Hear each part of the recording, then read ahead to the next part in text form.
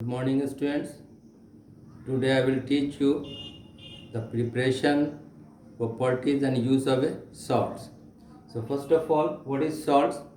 Salts is a compound which consists of two charges, positive charge and negative charge. Positive charge, that is called cation, and negative charge, that is called anion. Now, some salts preparation. If reactive metal react with the acid, that form the salt and release hydrogen gas. ZnCl2 plus hydrogen gas is released. Now Mg plus HCl, that produce MgCl2. This is the salt magnesium chloride, and hydrogen gas is released. Al plus HCl, that will give AlCl3, aluminum chloride, and hydrogen gas is released. So reactive metal heated with the acid, salt is formed and hydrogen gas is released. And the distinguished test of hydrogen gas, if you will bring the glowing splinter near it, that will bond with the popping sound. So however, hydrogen have low ignition temperature, but it is not regarded as a good fuel because it forms the explosive mixture. Next, preparation of the salt. When metal carbonate is treated, metal carbonate and bicarbonate is treated with the acid, that form the salt, respective salt, and carbon dioxide is released. Let's suppose calcium carbonate plus, that will form calcium chloride, it is a salt, plus H2O plus carbon dioxide gas is released. Metal bicarbonate like baking soda NaCO3, when it is treated with HCl, then it will form sodium chloride NaCl plus H2O plus CO2, carbon dioxide release. And this is the salt, colloid salt. It is also colloid salt. So respective salt will be formed, and the gas release is carbon dioxide. And you already know that the distinguished test of carbon dioxide, that is lime water test.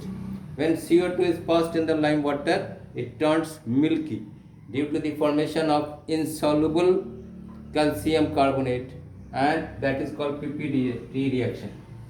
Calcium hydroxide, lime water, when CO2 is passed in it, that form CaCO3, insoluble substance, and H2O. This is called PPT, and this reaction is known as PPT reaction.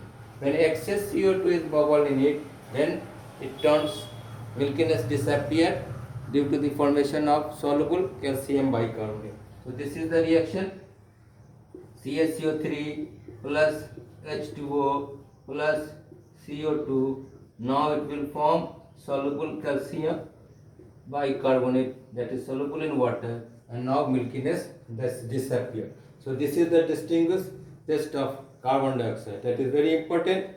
Next, when metal sulfide is treated with acid, that form the respective salt and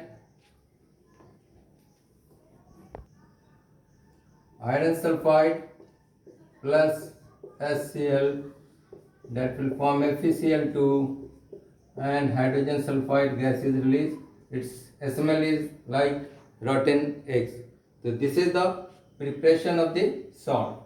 Now when acid react with the base, salt and water is formed.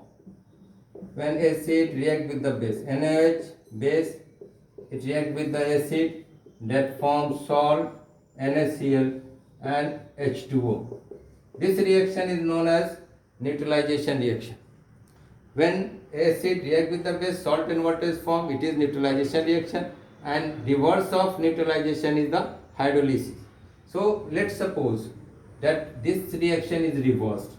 NaCl plus H2O, the salt is dissolved in water, then it will form NaOH, sodium hydroxide, and HCl. This is called hydrolysis of the salt. So that this is very important. If the question is asked that sodium chloride is dissolved in water, its aqueous solution will be acidic, basic, or neutral. Then your answer will be neutral. Why? A salt, when it is formed by a strong acid and a strong base, then aqueous solution of that salt will be neutral. If a salt is formed by a strong acid and weak base, its aqueous solution will be acidic in nature. If a salt is formed by a strong base and weak acid, its aqueous solution will be basic in nature. And if a salt is formed by weak acid and weak base, its aqueous solution will be neutral in nature. Let's suppose one example of that salt, ammonium chloride, NH4Cl. When it is dissolved in water, then it forms NH4OH, ammonium hydroxide, and HCl. Here ammonium hydroxide is weak base and HCl is a strong acid. So its aqueous solution, ammonium chloride aqueous solution, will be acidic in nature.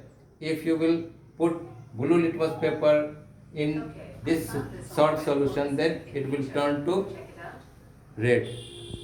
Okay. Next day I will explain the other properties.